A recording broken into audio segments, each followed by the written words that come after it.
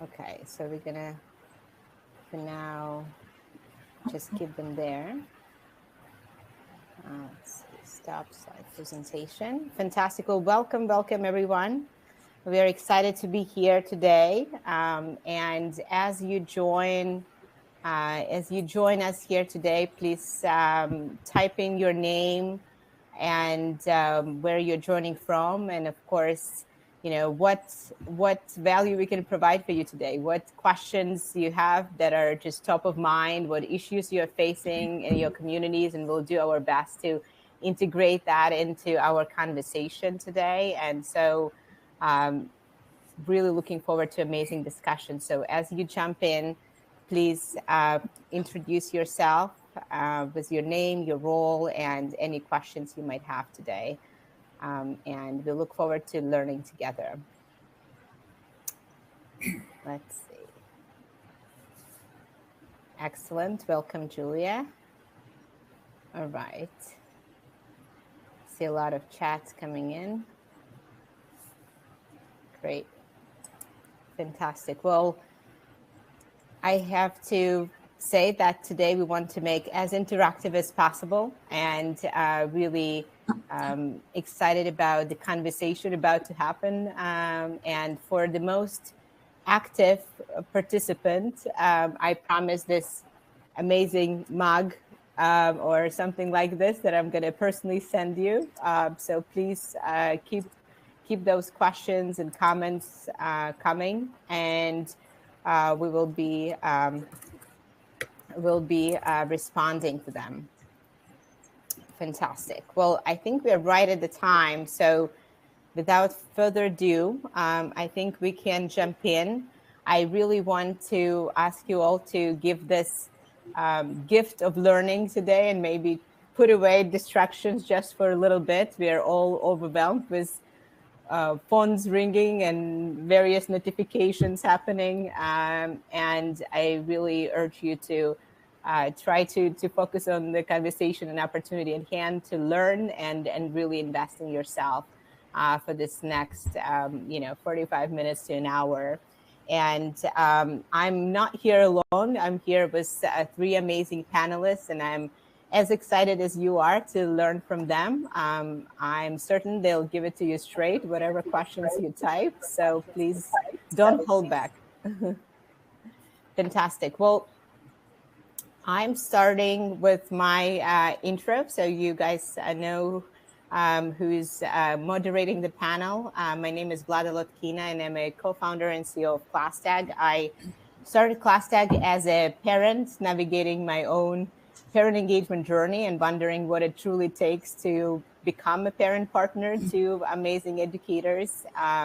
We are now serving 25,000 schools and really the fastest growing parent engagement platform with millions of users, and focusing on meaningful parent engagement, really thinking about what it takes to bring kind of two-way communication, really unlock that engagement at all the levels, classroom, school, and district, and provide actionable reports, integration with technology, and really make it seamless.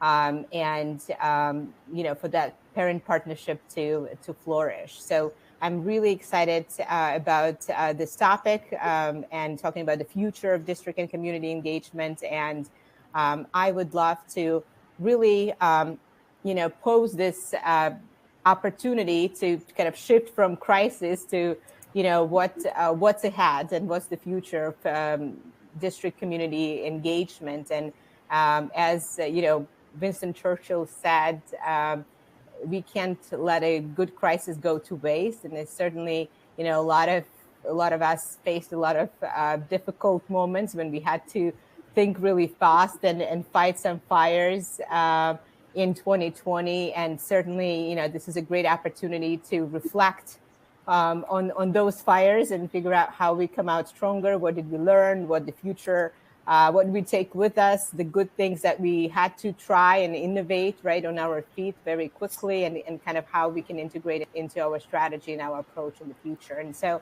with that said, we are not alone in this journey. We have these three amazing panelists with us who come from very diverse communities and in terms of size and populations, and really excited to offer this learning opportunity to you all. So without further ado, I wanted to ask Shayla, Leslie, and Karen to introduce yourself briefly and maybe communities that you serve. So as the questions come in, we can maybe there some of them would be directed to one of you or all of you. Sure. I am Shayla Kennedy, Senior Manager of Public Relations and Graphics Arts in Orange County Public Schools in Orlando, Florida.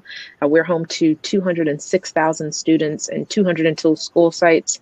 About 43% of our student population is Hispanic. Large homeless education, about 6,500 students.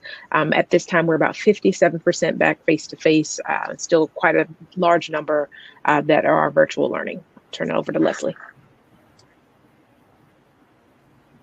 Leslie? Hi, everyone. My name is Leslie Brewington. I'm the Public Relations Director for Tuscaloosa City Schools in Tuscaloosa, Alabama, where we're proud to serve almost 11,000 students in our very diverse community. Our community is actually the inverse of the ethnicity of our school system. So about 73% of our students are African American, 23% are white, and we round out the 100% with children from other backgrounds. We do have a small but growing EL population where students speak Spanish, so that has been a new opportunity for us to work towards there. I'm also pleased to serve as the current sitting president of the National School Public Relations Association. So thank you so much for having me today. Amazing. Thanks. I'm Karen Heath. I'm the supervisor of communications for Barry and Risa, which is an education service agency just outside of Chicago, but we're actually in Michigan. So we're in that little bottom corner right under Lake Michigan. I provide communication support services to 15 public school districts.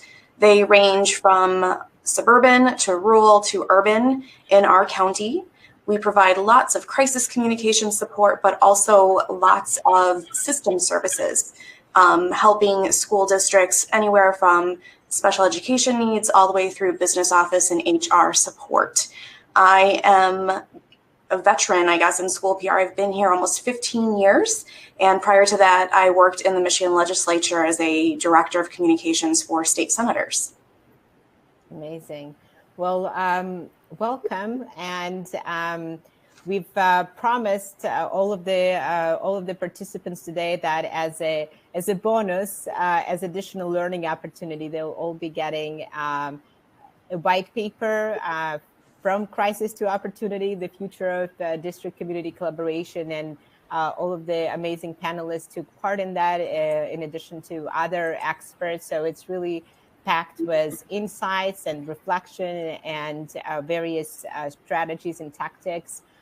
So really excited to share that. And I think before we turn over to our panelists to talk about sort of what works in education today and how they think about 2021 communication strategy, we want to talk about what didn't work or what doesn't work, and some of the myths that were busted through that research that we collected in the white paper. So I'm gonna just walk through a few of these myths that were busted. So the first one is that shotgun approach works, and so it turns out that you really need to stay narrow, kind of focus on kind of who the target audience is, and targeting the message in the campaign to that.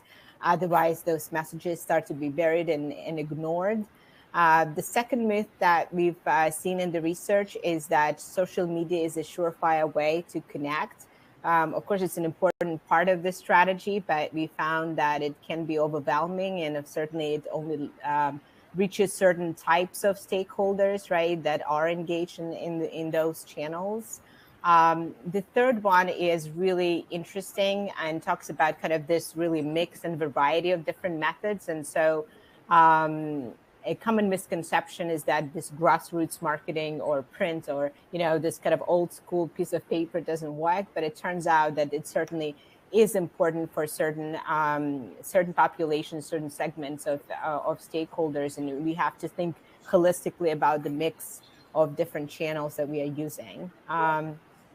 The fourth one, I don't know how many of you would be surprised to think it's a myth, but that parents will read or listen to everything we send out. And certainly, while we want to believe that, we shouldn't never assume that that's the case, right? And so thinking about consistent information, single source of truth that, parents can go back to and sort of really learn on their own time is really critical. And last but not least is families don't want to be involved in district decision making, and so how do you really make them part of it? And our participants in the white paper have reflected that if we create sort of this inviting, low friction opportunities, a lot of times we'll be surprised, and parents are willing and often eager to participate and lead in some of these areas. So those are 5 themes and that of things that we shouldn't assume or that don't work.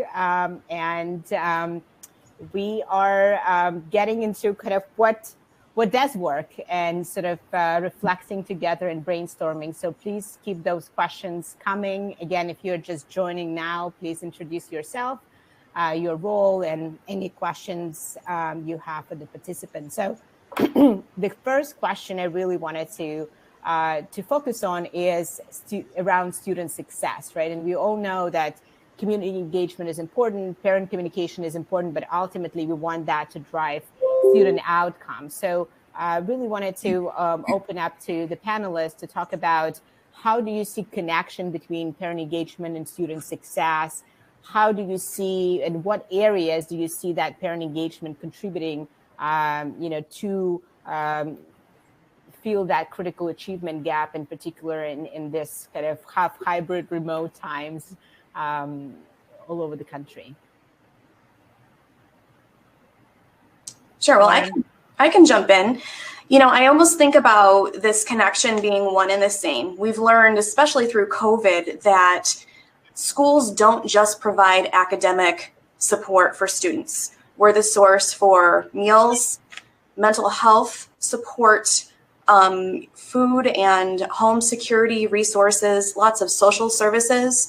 So one thing we have to really think about is making sure that those families who have any needs are engaged with the school, so that not only are we able to help support them, but then in turn that student is more successful because all those other worries, all those other concerns are being cared for as well from a much more holistic approach.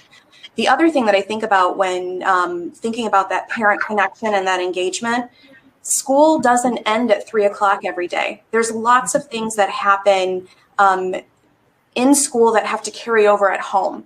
For example, if you're a student who is working on maybe some behavior issues, or you have some very specific reading needs, by strengthening and reinforcing what's being learned during the school day at home makes that child that much more successful. Wonderful. Shayla or Leslie, do you want to comment? I would agree with that. One of the things that is now more prevalent, I guess, because of COVID, is that more people in the schools are more acutely aware of the challenges that some students face. It might have been easier in the past to leave it to, say, a social worker, if your school system had one, or a teacher who asked lots of questions or was really, really intuitive. But it becomes increasingly obvious when you have a crisis like this that there are students who need additional supports to be successful. And so when you have those positive relationships between home and school, then it makes student success an easier thing to achieve for students. And so that partnership is great, and I think another thing is that there've always been a group of parents who know how to advocate on behalf of their children, but not every parent does. Maybe there's a language barrier, educational barrier that would prevent you from feeling comfortable for advocating for your student. Because of COVID, schools have had more resources to share with families. And in sharing those resources with families, families become more aware that schools have resources to be shared. And in some cases, are more willing to let others know that they need some assistance. So that's a good thing. I'm hopeful that this experience will translate into continued parental engagement after we get through this crisis. Absolutely. And I think, Sheila, just turning it over to you, just curious from your perspective, and you look at sort of that connection between parent engagement and student success. Are you looking at it from, homework completion, from attendance, from sort of what are the lenses where you've seen kind of that connection being the strongest? I would say from the strongest, I would think just response and engagement, like back and forth communication, two-way communication with parents and home. There was a time where, I take my son's school, for example, where information came out and it was posted and there was no response. There was no action. And we're starting to see now where people and parents are actually starting to seek and ask questions for clarification. We are finding that there's more of an interest, like they're concerned about their children not passing. They're concerned about their children missing out on social aspects. So there is a more intentional focus, as Leslie said, especially in those communities where they don't know how to navigate. They're trying to find out how, like, what do I need to do? Okay, my son is falling behind here, or I'm noticing certain behaviors. Instead of, we're finding that we're having less of a push of information and a pull coming from parents, like they want to know more. And that's something that I think we've always desired, but may not have automatically received, because, education, it just is, it's there, it's always there. You don't have to fight for it. But now that parents are forced, when you think of the times when all children were home and parents had to be teachers, I think, there was a blessing in the crisis because it allowed families to really, really understand, like, no, you need to give a little bit more deference and more respect and homage to those teachers for the things they're doing each and every day. So I think there's more empathy and understanding that has enhanced the engagement that we're receiving from parents at this point. Absolutely. This is. I'm going to say one more thing. Yeah, please. I was just going to point out that I think too, as parents, or for those of us on the call that have children, we are able to see our children as students, whereas before, that's just my baby, that's my child. And so the idea that maybe your child behaved in a certain way in the classroom or didn't behave a certain way in the classroom, when we were all having to help at home, you may become more acutely aware of those behaviors. And that could be a helpful thing for teachers too. Absolutely. Absolutely. And I think it's so rewarding to hear about really more proactive engagement. And I think as we get into what behaviors stick, I think this is one behavior that we really want to stick, right? And sort of having that two-way communication and true partnership, right, in advocacy, for sure. Well, moving on to the second question. When we think about community engagement or parent communication, or sort of all the various aspects of involving parents in the educational process, there are certainly kind of different levels of that, right? So there is a lot happening in the classroom and the building level, and then the district as well. And so one of the things I really wanted to open up to you is, what is the district leader's role in that engagement as opposed to school and classroom? How have you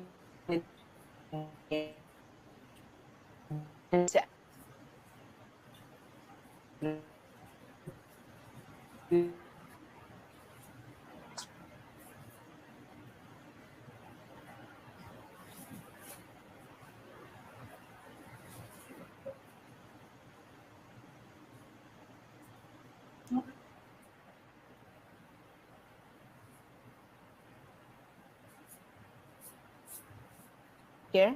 Yeah. Is there some connection problem? Yes. Mm.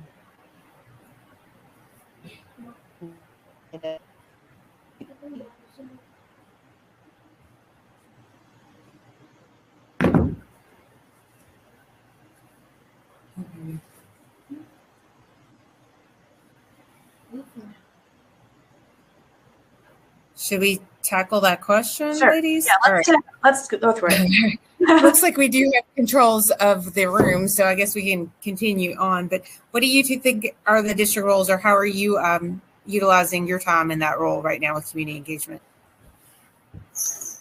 I can start on this one.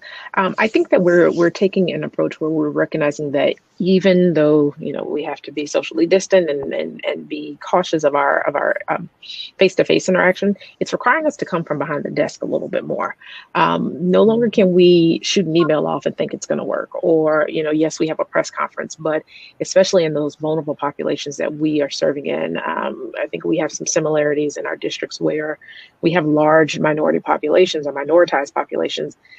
The way that they receive information is totally different. And so we're not in order for them to get the information that's needed, we have to go out in the communities. I've noticed that we have picked up on our partnerships with churches, with community organizations, to make sure that they know that we're here as a resource, but we're using our district leaders to build and cultivate those relationships.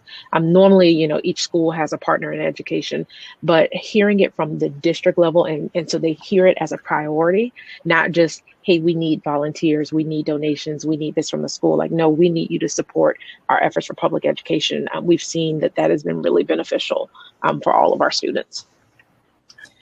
Yeah, Shayla, I completely agree. I think one of the things that I reflected on, pre-COVID, current COVID, we'll get to post eventually, that schools often sent their district leaders out to those community groups during times of millage campaigns or levy requests.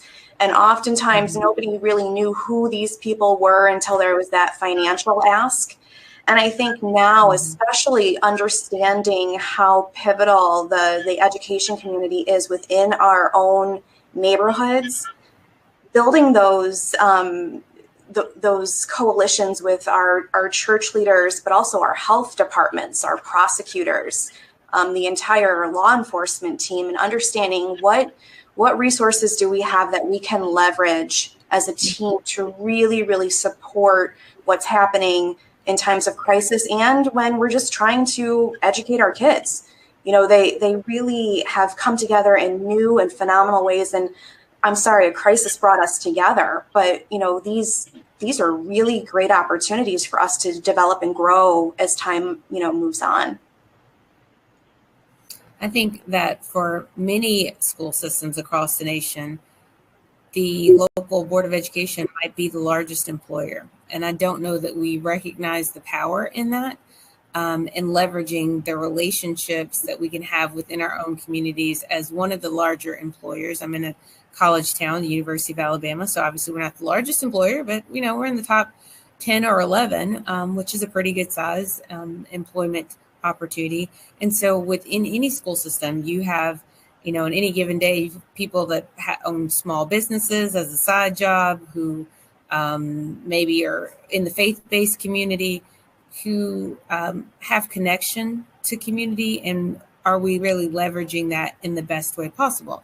People who are natural allies of maybe some marginalized communities and have the relationships and trust that would be able to go out. I don't know if we think often from a system perspective, how do we leverage those relationships and other roles that our employees have to benefit our students? So the things that you do between, say, 3 p.m. and 8 a.m. may be beneficial to support the work that we're doing as a school system between 8 and 3. Absolutely. And just curious about sort of the structure of how you think about community engagement. I think you did an excellent job, as long as I could listen, talking about various stakeholders and sort of local communities and state organizations, etc. Wondering if sort of for you, parent engagement is a subset of community engagement, or sort of those are kind of two different facets, or different kind of people are responsible for those within your organizations? Depending on what kind of community you're serving, I think they're largely the same.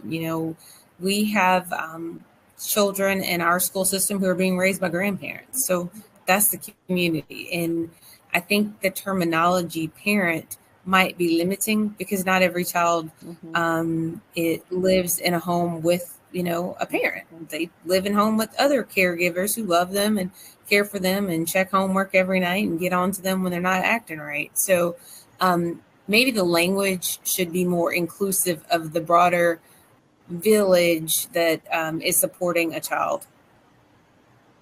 Wonderful. Great. Well, I think that we could move to the next one, and I think this one is really interesting, and and perhaps some of the answers would vary as we talk about smaller districts versus really large ones. But really curious about how you plan your communication strategy, and how much of it is how do you drive that alignment, right?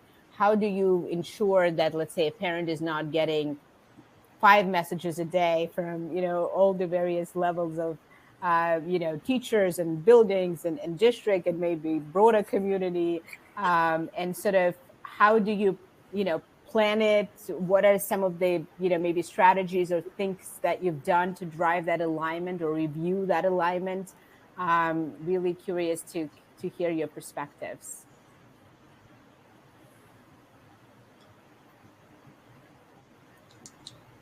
Okay, I'll jump in. For us, we do a lot of communication planning, but what's really critical, no matter what our plan is, it's training our staff to understand what the plan entails and why it's important to follow the plan. We make sure that we walk all of our new employees through a communication boot camp so they can see if they have something that they want to broadcast or ask for or advertise, that there's a process so that I'm able to vet what communication is going out against others, so we're not competing against ourselves and we're not overwhelming our families. That's been a really important and useful tool for us because it helps our staff see their purpose and their why. It's not because we're saying, no, you can't have a media conference today. It's because we want to make sure that we're thinking about the timing, that we're ensuring that they're going to have an audience, that they're being mindful of other news stories that are happening at the same time. So it's being very strategic, but explaining and teaching our staff the reasoning behind it so that once they understand you're there to help them, make them successful, they're not going to compete against you and work with you to ensure success. And that boot camp is happening for district leaders as well as building level leaders? Everybody. Everybody. And teachers too? No. Yes. Yes. Oh, wow. Yep. That's amazing. Here in Orange County, just by the sheer size of the district, it's a little bit more difficult for us to have that level of control. We do, for our communication strategy, we centralize much of the communication. We start everything from the top, but recognize that when you have 202 schools, families are not connected to the district, they're connected to their school community. So while we may send initial communication out from a blanket level, we allow the schools and provide them with information that they can distribute in the appropriate channels for their individual school sites. Now, there's some, we have some parameters put in place as far as, like you said, press conference and media coming on campus and things like that. There are very, very strict policies in regards to that to ensure that there's one speaker of the district, or at least in a designee that is giving factual information and representing us in the best light. But we are very, very careful to ensure that we're all at least speaking the same thing, but we try not to limit who, if it's general information and it's just for, hey, FYI, or things you need to know about, we make sure that we share it out. One of the things that I think has been really successful during this time, we've been forced to learn virtual tools and adapt digital tools, and we have really used it to our benefit for collaborative purposes. So if we're talking about Leslie Brewington High School is pivoting to virtual, there's materials that are available and accessible to that school immediately so that they can post things or can share things. So we've been able to use those collaborative tools to help. That's been probably one of the biggest things that we've used to achieve those goals in our strategy. Yeah, I think I like what a lot of you guys are talking about and the strategy. For people who know me very well, that's my jam. I love talking about communication strategy. Our work is planned out as well. And sometimes we deploy messages from the district level, and sometimes it's ghostwriting for the school. So I've done things such as even mapping out an outline of a newsletter. And all they have to do is take my newsletter, change the colors, change the fonts, add in your own pictures. If I, really want, we've done talking points too. Sometimes that has helped. Sometimes you just need to write it for people because it's overwhelming. The most interesting thing that Karen kind of brought up that made me think about this, when she talks about not competing against ourselves. So we're probably a mid-sized school district, 11,000.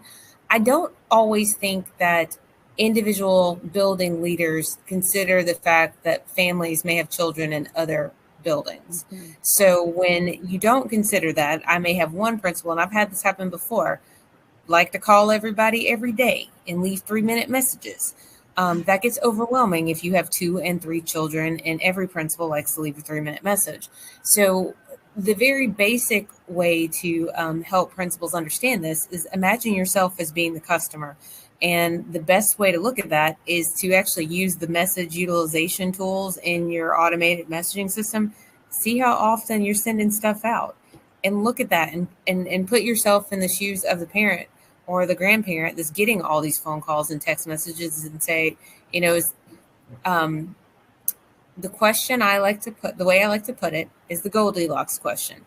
Is information too little, too much, or just right? And so I'm looking for information that's just right. So if you're looking at the message utilization tools and you feel like that it's too much, you've got to dial back. And you need to think about that not only for your school, but what if a parent has 2 other children or 3 other children? Or, I know families have 5 kids, all in K-12 school system. So that's overwhelming if you're expecting every parent to be fully engaged in all their children and their schoolwork. We have to be considerate. And the easiest way to do that as a building leader is to plan out your communication. We talk about strategy here as public relations practitioners, but the best way to do that at the school level is to sit down every so often and write down what needs to be said for the upcoming time frame. That's a way to be strategic. It's a very simple way to do it, but sit down at one time and write out the messages for the week and send those out. Not every time you have an idea run through your head, then you get on the automated messaging system. Right. Leslie, I love that. And I almost think it's important that you schedule time for yourself to be strategic. Like almost making an appointment with yourself once a week from this time to this time. This is my planning time for the next week. What messages do I want to get out? How do I want to get them out? What should they say? Yeah, that's great advice. And certainly putting that time slot in your busy schedule, right, allows for that space to exist. And I think we've just talked, this wonderfully builds on what we just talked about. In terms of really measuring, are all of these efforts successful, or are we, by doing more, are we, actually creating more positive outcomes, or are we overwhelming parents? And so, really curious, I think from Class Act perspective, that's something we spend a lot of time thinking about. How do we help our communities really gain more visibility into their parent engagement and sort of understand what works, what doesn't, what families are at risk, and how to address it. And sort of curious about sort of how you look at it currently, and how you measure it today, and how you would like to measure it today. You wish something was possible.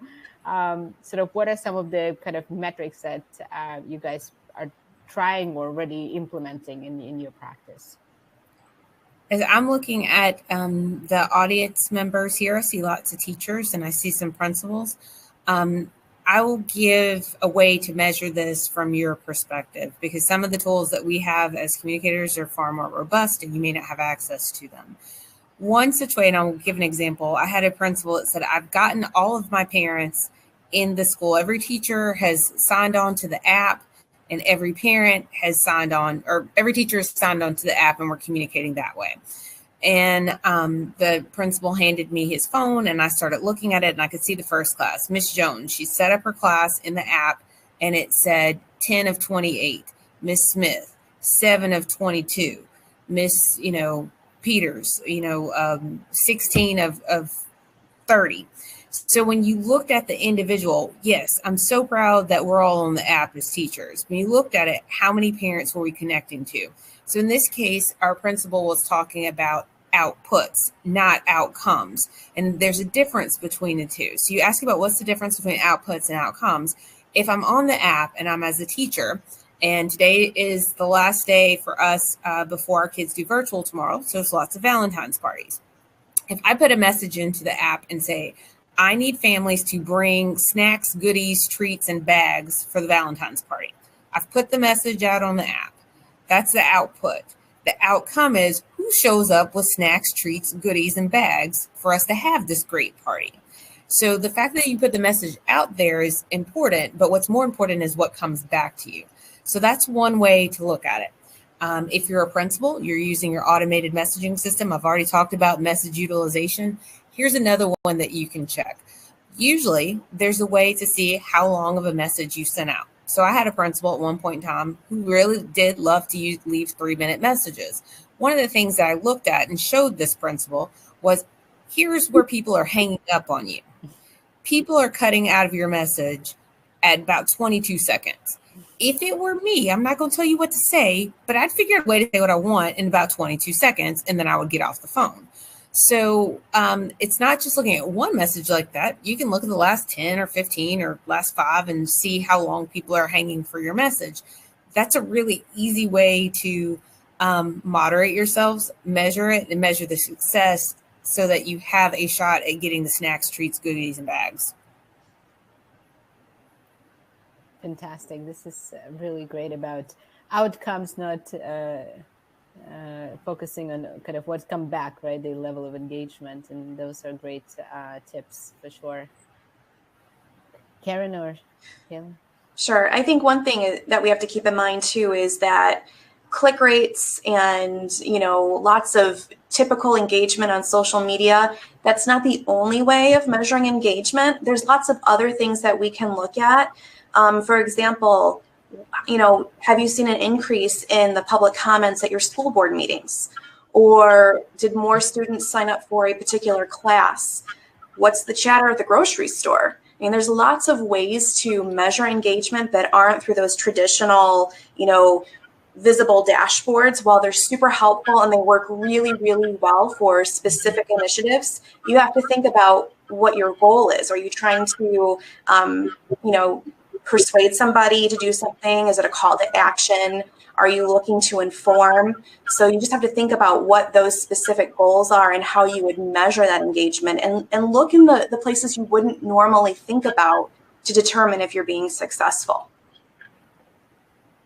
I'm just going to upvote both of what they said. Like, I think they hit that spot on. There's nothing for me to add to that. Wonderful. Well, it's certainly very important area, and definitely sort of thinking about all the possible sources of information, right? And analyzing them and kind of taking that again, maybe scheduling some time to review those sources, or at least have a checklist, right, of those sources is really important. And so with that, we are going into some of the heartwarming stories. And sure, as you guys sort of put together these strategies and executed to bring communities together throughout 2020, there are perhaps some stories that are particularly critical and really special that you will take with you in terms of meaningful parent engagement, and how did you achieve it, and maybe some magic that happened in the community. So certainly would love to hear that, that motivation and share those success stories with others. So one of our success stories actually started out in a very unique way. We have a center-based program where we have students with varying cognitive abilities. And one of the relationship builders that we use between our parents and our staff is they handwrite notes in a notebook back and forth at the end of every school day. So if a student had a great day, they were successful doing something, if maybe they need to make sure they bring an extra pair of shoes with them the next day of school. They write everything down in a notebook. And then at night, as the guardian reads that information, they write a note back. Hey, here are a few things that are going on in the home. Well, when COVID happened, that notebook didn't get passed back and forth anymore. So some of our teachers actually reached out, shared their personal cell phone numbers with families so that they could text those messages back and forth. And it was such a heartwarming story because you could see in the messages, my child was still successful because you care. And we're still able to make progress in our education plan because you keep checking in on me every day. So, I mean, it was those really great personal, heartwarming stories that made this hard year all worth it. So it's going from that very personal, very customized communication method and translating that into whatever resources we had to make it work in this trying time. I'll share a more personal story. So as Leslie stated, I have a child in the district. We all have kids who clearly are enrolled. And for my son, he is not in his own school. So his school is about 12 to 15 miles away from our home.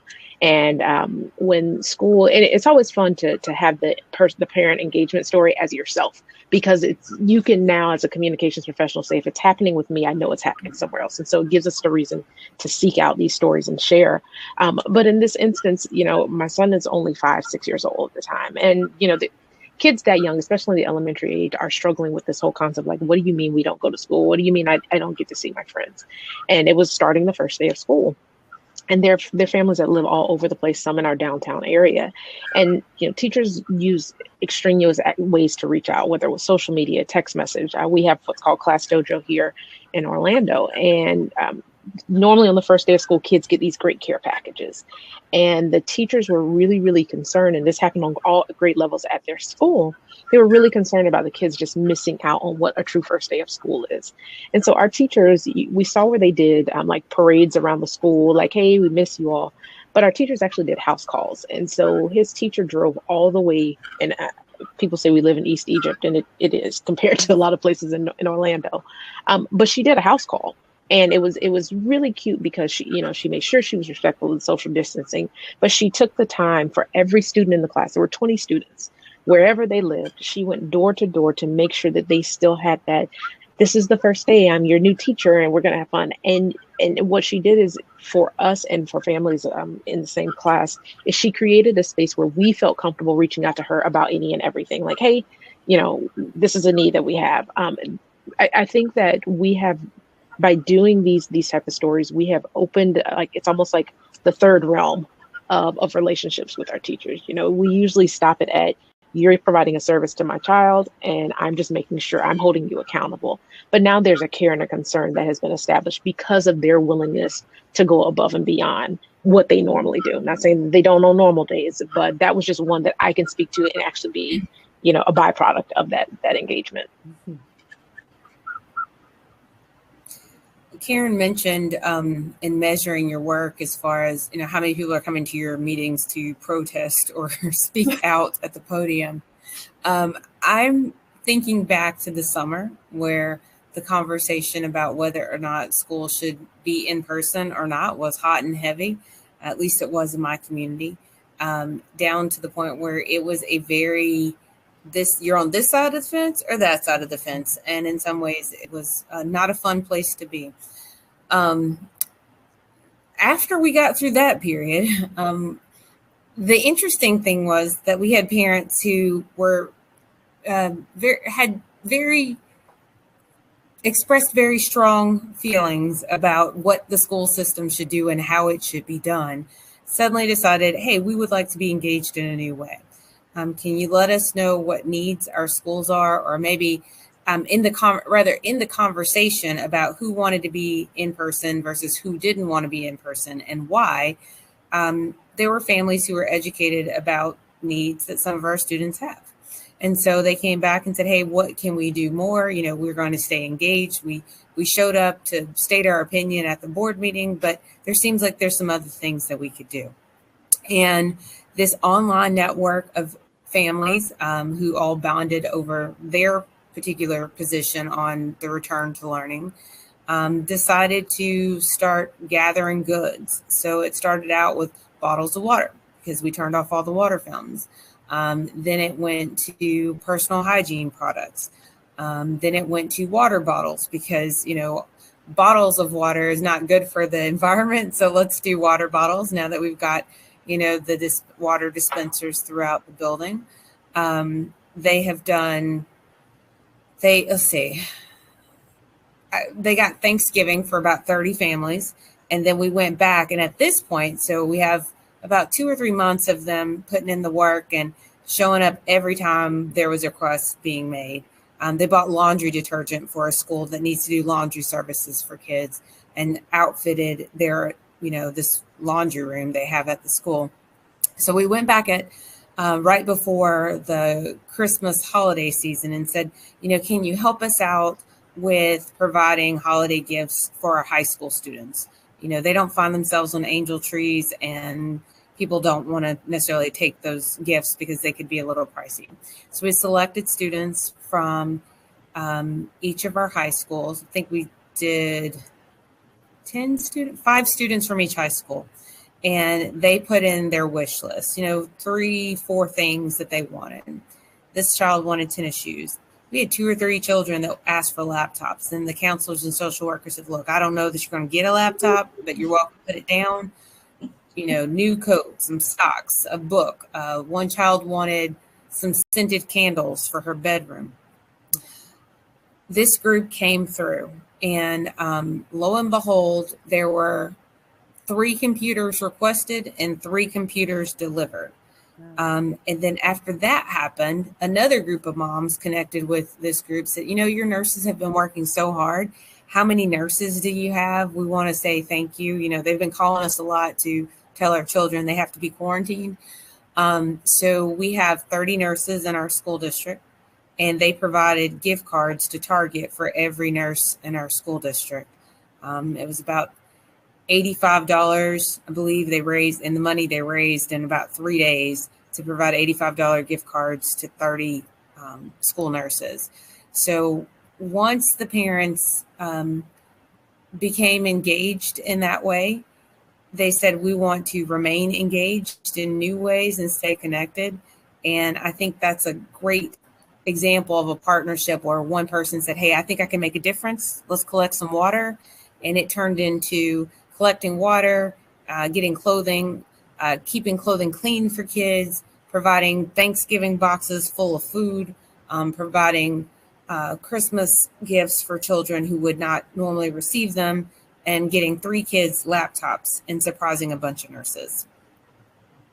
Amazing. And that's really the power of community coming together, right? And sort of coming stronger than, perhaps if there wasn't for the crisis, it's hard to imagine sort of that kind of momentum. So certainly hopeful those things will continue to flourish. And I think we've talked about, the heartwarming stories, and certainly they were really amazing in how community came together. And, before we kind of jump into the future, wanted to just spend a moment on, is there 1 or 2 biggest lessons learned from 2020 in regards to parent communication or community engagement?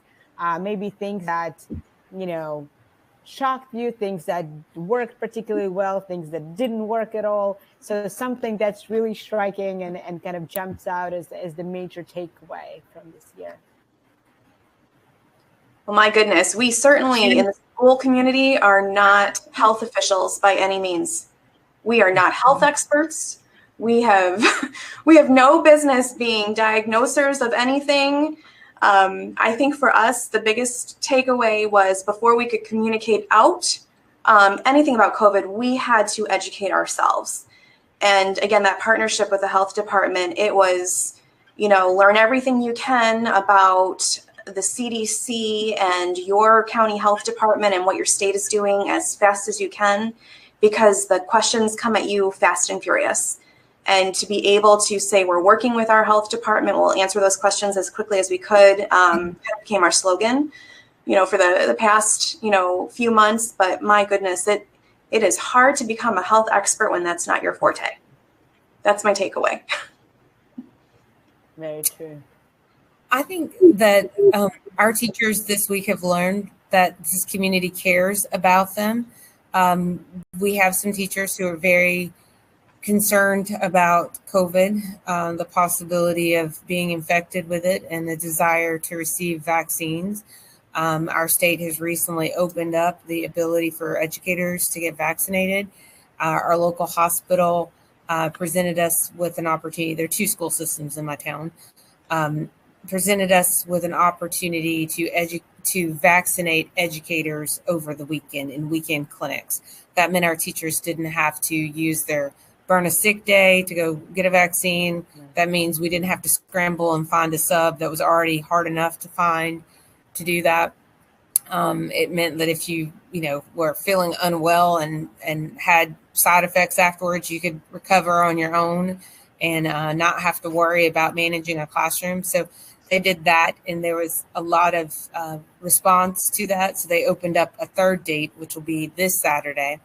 And we gave our teachers the opportunity to write thank you notes, made a simple form, had the form dump into a spreadsheet, and basically did a data merge onto a thank you card. And we printed out the thank yous.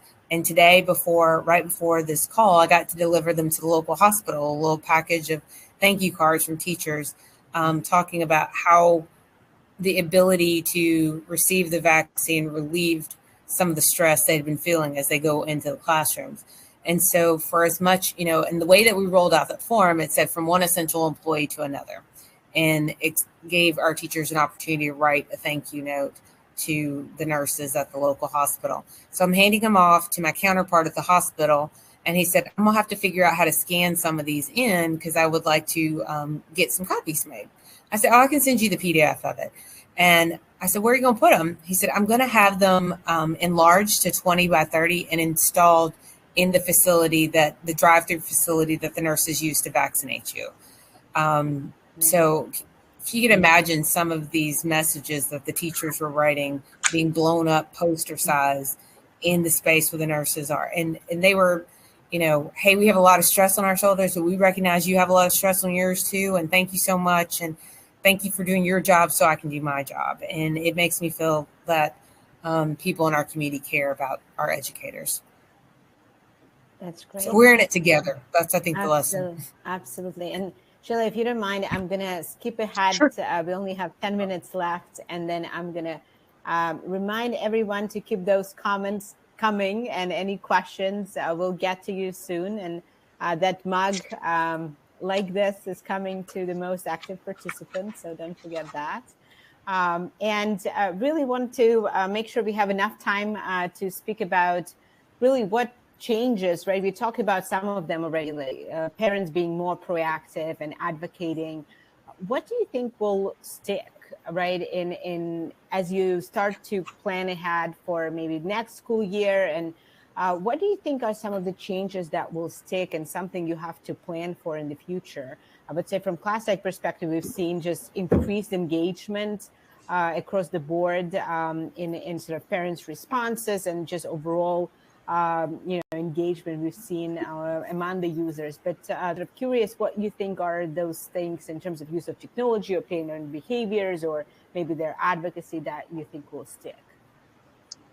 I think one of the things that we talk about how we've adapted and modified and tried to find other ways to reach out to parents. And if you think about the whole concept of influencers, whether it's blogs or social media influencers, we have parent influencers now. And they've kind of come from the ashes in the midst of this pandemic. And they have, in a sense, become ambassadors for the district and have helped got information out in a way that we couldn't have done it as a school district. Or like it's not the PTA parent, it's not the school advisory council. It's that parent that really, really has taken an active interest. They've made those connections and made those relationships. What we found is that our families are more likely to listen to people that are more like them, in the same boat, in the same situation as them. Whether it's I have a child in the school, whether it's I have 4 kids and I work part-time. And so we have found that providing, this ambassador pool with information has been really, really helpful. And I think it's something that we will continue to carry on. I think when we consider looming budget cuts and things like that, we recognize the need that we are going to have to go back to some of these grassroots marketing efforts to really, really continue our outreach and make sure that parents are receiving the information that they need. So that's something I'm actually really excited about, because I think sometimes the grassroots allows you to have a little bit more fun in the communication aspect. And it allows us to get more people involved in that process. So that's when we hope to carry on. I think the thing that probably surprised me yesterday, I got a phone call from a parent. This is an active social media user, sees my name a lot, knows that I make phone calls and send emails. And so I guess because some families are at home quarantining and being isolating from others just as preventative, they feel more of a connection possibly to the school communications professional. And so she called me out of the blue and tells me this problem that she's having the school system. First of all, this was the first non-COVID problem in a while. So that was a plus. I have seen this mom's name in social media a lot. I would not know her if she came and stepped on my toe. Couldn't tell her, ma'am, you stepped on my toe. But during this process, she felt a connection and a kinship to me. And the way that she chatted with me on the phone was like we had been talking for years and we knew each other. And I just left having lunch with her. So I think it, in some ways, makes people feel more connected to people, especially when the frequency of the communication has increased as it has, and you're seeing, the local PR person or principal or superintendent on TV a lot more. They email a lot more, and they call you every other day and tell you something. So I felt that was, I've been doing this for about 13, 14 years now. I felt like I turned a corner when a mom picked us like, I need to tell you this in particular, because I know if no one else will help me with this problem, you will. So that was a small one. That's great. I think for us, it was, really focusing on celebrating people, not necessarily accomplishments. We often go to, who's on the honor roll or what award or what grant was just received or earned. And we really changed our focus to ensuring that we were talking about, hey, we care about you as a person, and you're doing a great job because you are a part of our family, part of our work family, or you're doing a great job homeschooling that child every day. So we really pivoted from being focused on events and outcomes, those outputs, to focusing on the human side of our celebrations. We did a video of just our administrators holding up signs that they drew with little markers saying, "We miss you." And that's it. There was music behind it, and we just sent it out to all of our staff just because we wanted them to know we miss them. So it's simple things like that that we're going to continue to implement from here on out because it's so critical and important. Fantastic. Well, I think this is going to be our blitz round. We're going to quickly go through this and just to make sure we still have a minute or two to take some questions. But really, first of all, curious if you started to plan for next school year communication plan, or this is just so out of your picture for now, and sort of kind of how are you gonna sort of move into sort of this strategic planning? It's something that's going to be delayed this year. Sort of how you're thinking about kind of tools, processes, and kind of strategies for next year. I don't want to. We all have a plan that we can work on. If you've built a comprehensive plan, then it's in place and you're just changing the events and dates and due dates. I think for me, the celebration is going to be graduation. We've been working on getting our plan together for graduation, getting the venue and all that. So I feel like if I can just make it to graduation, that is a huge win for me. And I see light at the end of the tunnel. I can figure out the rest later, but that's kind of a return to normal. So I'm looking forward to graduation for our students. I would have to say the same. I think you're looking forward to just those parts. It's like, I don't want to talk about another crisis. I don't want to talk about another school closure. I don't. I think we've perfected some things thanks to COVID. But when it comes to planning, and I was making sure I was deferring to Leslie because Leslie is the god of school planning and communications planning goddess.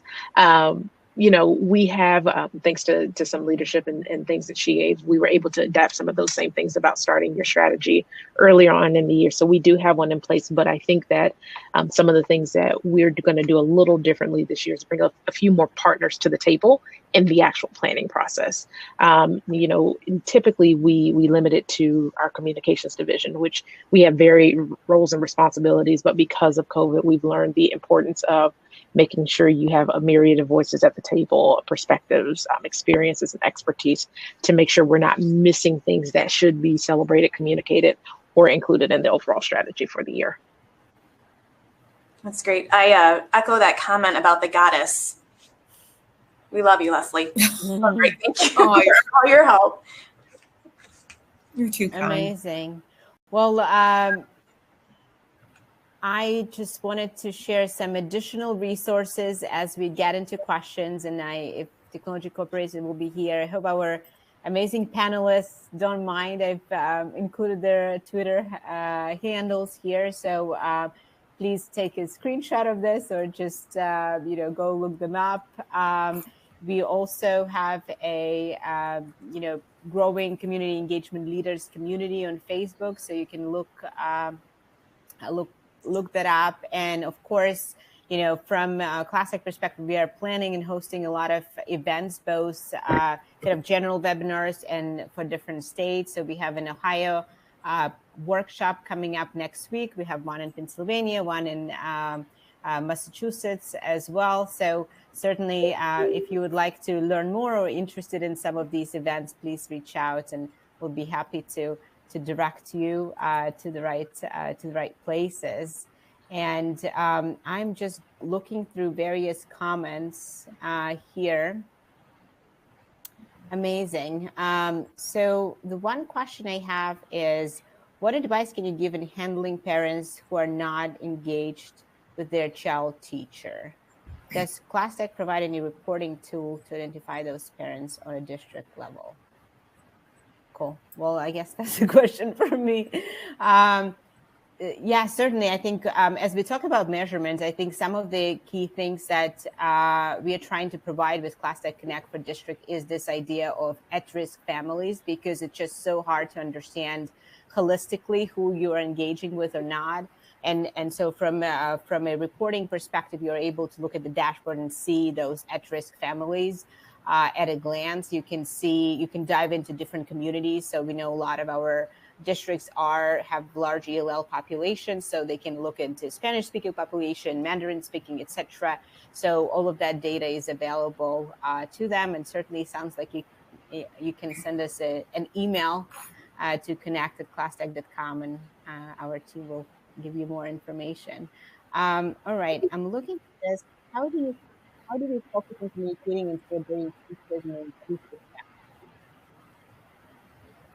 I'll tackle that one. How many times have you ever watched a viral video about a teacher on social media, or seen that viral video land on a morning news show?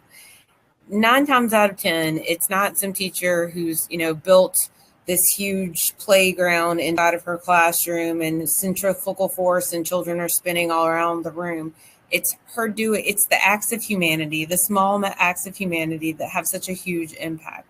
I don't know that you have to create viral videos to celebrate teachers, if you will. I think it's showcasing the humanity of teachers, those things, those intrinsic principles that call people to teach, wanting to help kids, wanting to help spark their love for learning. And so our roles as communicators is to pull back the curtain a little bit and to show folks who are not able to be in those classrooms exactly what's happening. I think our roles are even more prescient right now because many of us are not letting folks into the building. When you've kind of locked your building down because of COVID and you're limiting access, who else is there to see and report out on those good things that are happening? So social media is good in that way. You can pull back the curtain a little bit and show these great things that are happening. And kind of, as a mom, I guess the best way to say it, it's not some huge campaign. It's when I look at a picture on social media and I see the smile, what smile I'm talking about. The child has lit up. Their eyes are shining and bright. I see the love in a teacher's face in that picture. Those moments, those are the ones connect. That's how you celebrate. And I will leave you with a picture I took on the first day of school, the real first day of school, which was virtual for everybody. But it was a music teacher who was teaching in front of a computer, and she had a light ring behind her computer, and she was all set up. You would have thought this woman had a full show going. And I later, because I'm her friend on social media, she had turned that picture into her profile picture, because in this picture that I took, I saw her as she saw herself. And I helped show her to the world in her best self as a teacher. And so I think that's what we do. We shine the spotlight on the good work that folks like Roman and others are doing.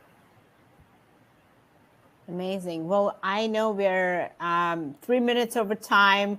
I see many more questions here, but I hope that I think many of them we already touched on as part of the conversation. So thank you so much, our amazing panelists. I'll give you a round of applause. I think it was amazing to hear your perspectives, your advice, and some, very personal, real things that touched you this year, and how you are looking into the future to really those celebrations, those positive things, get the crisis over with, and not talk about COVID. And it's been a real pleasure having you here.